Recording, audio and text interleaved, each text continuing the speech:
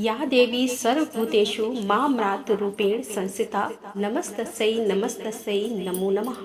ओम दुम दुर्गाय नमः। नवरात्रि का प्रारंभ हुआ है 3 अक्टूबर से। साथ ही नवरात्रि का और प्रतिदिन हम माँ भगवती दुर्गा के अलग अलग स्वरूपों की पूजा आराधना कर रहे हैं। लेकिन एक संशय सबके मन में है कि अष्टमी कब है और महानवमी कब है। अगर हम कन्या पूजन अष्टमी के दिन करते हैं तो किस दिन करना चाहिए, और अगर हमारे यहाँ कन्या पूजन नवमी के दिन होता है तो हवन नवमी के दिन होता है तो हमें किस किस दिन करना चाहिए। कलश का विसर्जन कब करें, कन्या पूजन कब करें और नवरात्र की पूर्ण आहुति का हवन किस दिन करना है, तो आज की वीडियो में इस विषय पर आपको जानकारी मिलने वाली है। सारे संशय का समाधान हो जाएगा। इस वीडियो को अंत तक जरूर देख लीजिए और वीडियो पसंद आए तो इसे लाइक भी जरूर कीजिए, शेयर भी जरूर कीजिए। और अगर आप चैनल पर पहली बार आए हैं और अभी तक आपने चैनल को सब्सक्राइब नहीं किया है तो आज की वीडियो अगर आपको अच्छी लगे तो चैनल को सब्सक्राइब करके बेल आइकन को जरूर प्रेस कर लीजिए। इससे यह होगा कि इस चैनल पर जो नई वीडियो अपलोड होगी उनकी नोटिफिकेशन आपको सही समय पर प्राप्त होगी। तो सबसे पहले जानते हैं कि अष्टमी तिथि कब प्रारंभ हो रही है, कब समाप्त हो रही है। देखिए, अष्टमी तिथि का प्रारंभ हो रहा है 10 अक्टूबर को दोपहर 12:32 पर और अष्टमी तिथि का समापन होगा 11 अक्टूबर को दोपहर 12:07 पर और फिर 11 अक्टूबर को दोपहर 12:07 से नवमी तिथि का प्रारंभ हो जाएगा। ऐसे में जो लोग अष्टमी करते हैं, मतलब जिनके यहाँ कन्या पूजन अष्टमी के दिन होता है, या कई भक्त हैं जो कि मासिक दुर्गा अष्टमी का व्रत करते हैं, तो उन्हें कब करना है। देखिए, जब भी हम अष्टमी की बात करते हैं तो सूर्योदय कालीन अष्टमी ही मानी जाती है। कभी भी चाहे आपको 1 घंटे के लिए भी सूर्योदय काल में अष्टमी प्राप्त होती है तो उसी दिन हमें व्रत करना होता है। अगर आप मासिक दुर्गा अष्टमी का व्रत करते हैं तो ठीक है, सप्तमी युक्त अष्टमी का व्रत नहीं करना चाहिए। अष्टमी के साथ जो नवमी होती है उसी का व्रत हम अष्टमी के लिए करते हैं। इसी प्रकार से जब हम कन्या पूजन भी करते हैं तब भी हम सूर्योदय कालीन अष्टमी ही लेते हैं। तो ऐसी अवस्था में 11 अक्टूबर 2024 यानी कि शुक्रवार के दिन अष्टमी होगी, महाअष्टमी होगी। इसी दिन आपको अष्टमी का पूजन करना है, कन्या पूजन करना है। अगर आपके यहाँ अष्टमी के दिन कन्या पूजन होता है तो आप अष्टमी के दिन करते हैं, और जिनके यहाँ नवमी के दिन कन्या पूजन होता है वह नवमी के दिन करते हैं। ठीक है, इनमें कोई संशय नहीं होता है। जैसा हमारे परिवार में होता है हम वैसा ही करते हैं। जैसा कि बताने के बाद भी आप लोगों के प्रश्न आ जाते हैं कि हम किस दिन करें, तो देखिए, अष्टमी और नवमी यह 2 तिथियां अपने परिवार की जो परंपरा होती है उसके अनुसार ही मनाई जाती है। तो कन्या पूजन और हवन जैसा आपके परिवार में होता है वैसा ही करिएगा, चाहे अष्टमी हो या नवमी हो। शारदीय नवरात्र की अष्टमी यानी कि महाअष्टमी 11 अक्टूबर 2024 यानी कि शुक्रवार को मनाई जाएगी। अब बात करते हैं कि नवमी कब करें। तो देखिए, शारदीय नवरात्र नवमी तिथि का प्रारंभ हो रहा है 11 अक्टूबर को दोपहर 12:07 पर और समाप्त हो रहा है 12 अक्टूबर को दोपहर 1:58 पर। तो अब देखिए, सूर्योदय काल में जो नवमी हमें प्राप्त हो रही है वह 12 अक्टूबर को प्राप्त हो रही है, शनिवार के दिन। ऐसे में अगर आप चाहें तो 12 अक्टूबर को नवमी कर सकते हैं। नवमी का हवन, कन्या पूजन इत्यादि करना चाहते हैं तो 12 अक्टूबर को भी कर सकते हैं। 11 अक्टूबर को अष्टमी और नवमी दोनों तिथि मनाई जा सकती है क्योंकि दोपहर के बाद नवमी लग जा रही है, और वैसे भी नवरात्र में रात्रि का ही महत्व होता है और नवमी तिथि की रात्रि हमें प्राप्त हो रही है 11 अक्टूबर 2024 को शुक्रवार के दिन। तो माँ सिद्धिदात्री की जो विशेष पूजा होगी वह 11 अक्टूबर की रात्रि में ही होगी, शुक्रवार की रात में। इस बात का आपको ध्यान रखना है। लेकिन सूर्योदय कालीन नवमी हमें प्राप्त हो रही है 12 अक्टूबर को।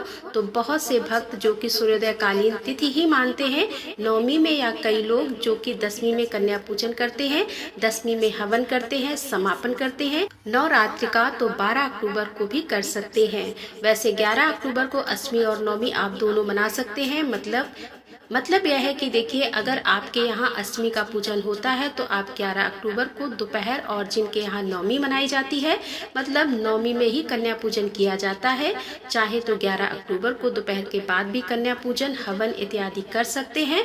और अगर आप ऐसा नहीं करना चाहते तो 12 अक्टूबर को कर लीजिए। सुबह 10:58 तक नवमी तिथि रहेगी, तो तब तक आप कन्या पूजन, हवन इत्यादि, नवरात्रि का समापन, कलश का विसर्जन, ये सभी चीजें आप 12 अक्टूबर को कर सकते हैं।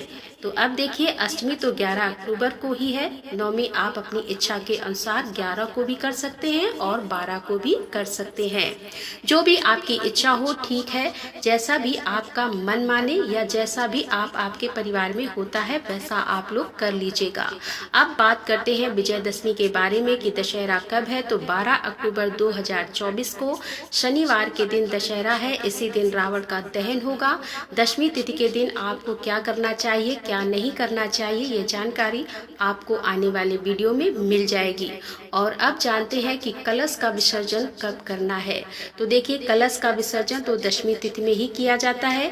अब जैसे कि कई लोगों के प्रश्न आते हैं कि हमारे यहाँ अष्टमी होती है, मतलब अष्टमी के दिन कन्या का पूजन होता है, फिर हम कलश कब तक रखें। देखिए, आपके यहाँ अष्टमी होती है या फिर नवमी होती है, आप लोग कन्या पूजन, हवन इत्यादि सभी कार्य अपने परिवार की परंपरा के अनुसार कर लीजिए। जिस दिन भी होता है कर सकते हैं आप, लेकिन कलश का विसर्जन यानी कि माता की चौकी जो हटाई जाती है या फिर अखंड दीपक, ज्वारे इत्यादि होते हैं, ये सभी चीजें हम दशमी तिथि के दिन ही करते हैं। क्योंकि देवी भागवत में कहा गया है कि माँ दुर्गा प्रतिपदा से लेकर नवमी तिथि तक धरती पर ही वास करती है, भक्तों के घरों में वास करती है, और फिर दशमी तिथि को वो वापस अपने देवी लोक में चली जाती है। तो ऐसे में चौकी आप वहीं रखेंगे, पूजा उसी प्रकार से करेंगे जैसे कि अब तक आप करते आ रहे थे। माँ सिद्धिदात्री की पूजा करने के बाद ही हम लोग चौकी हटाते हैं, क्योंकि जब तक माँ सिद्धिदात्री की पूजा नहीं होती तब तक आपकी पूजा का संपूर्ण फल नहीं मिलता, तब तक आपकी पूजा को सिद्धि नहीं मिलती। इसीलिए ये बहुत जरूरी है कि नवरात्र की नवमी तिथि पर माँ दुर्गा के नौवें स्वरूप माँ सिद्धिदात्री की पूजा भी उसी प्रकार से हम विधि विधान से करें, तभी हमारी पूजा का संपूर्ण फल हमें मिलता है और तभी हमारी कामनाएं पूर्ण होती हैं। तो माँ के 9 स्वरूपों की पूजा नवमी तिथि पर ही समाप्त होती है। इसीलिए माँ सिद्धिदात्री की पूजा आपको जरूर करना है। इसके लिए चौकी वहीं रखिए, आप कन्या पूजन कर लीजिए, हवन कर लीजिए, जो भी आपके यहाँ नियम होता है कर लीजिए, लेकिन चौकी नहीं हटाना है। अगर आपने अखंड दीपक रखा है तो नवमी तिथि के समाप्त होने तक अखंड दीपक प्रज्वलित रहना चाहिए।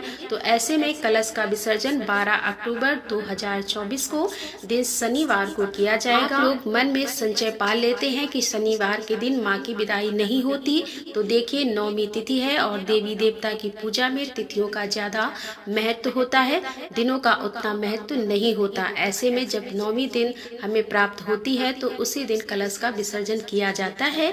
ठीक है, तो सूर्योदय काल में नवमी तिथि हमें 12 अक्टूबर को प्राप्त हो रही है, इसीलिए कलश का विसर्जन 12 अक्टूबर को ही किया जाएगा। और 12 अक्टूबर 2024 को सुबह 10:58 तक कलश का विसर्जन आप लोग कर सकते हैं।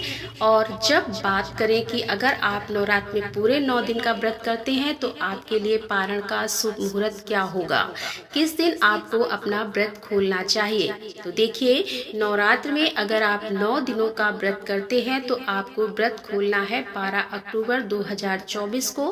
12 अक्टूबर 2024 को सुबह 10:58 से पहले आप अपना व्रत खोल सकते हैं।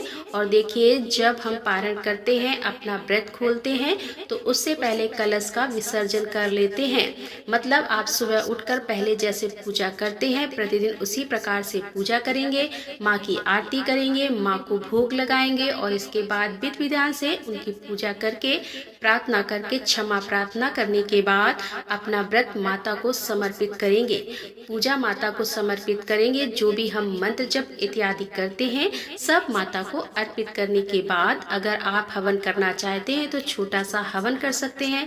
मान लीजिए आपके यहाँ हवन हो चुका है 1 दिन पहले कन्या पूजन हो चुका है, तो आप सिर्फ आरती करके, क्षमा प्रार्थना करके और कलश को हल्का सा हिलाकर, मतलब कलश का विसर्जन करने के बाद आप अपना व्रत खोल सकते हैं। बाद में सामान वगैरह हटा सकते हैं। चौकी पर से जरूरी नहीं है कि तुरंत आप अपना सामान हटा दें। सामान आप थोड़ी देर बाद भी हटा सकते हैं।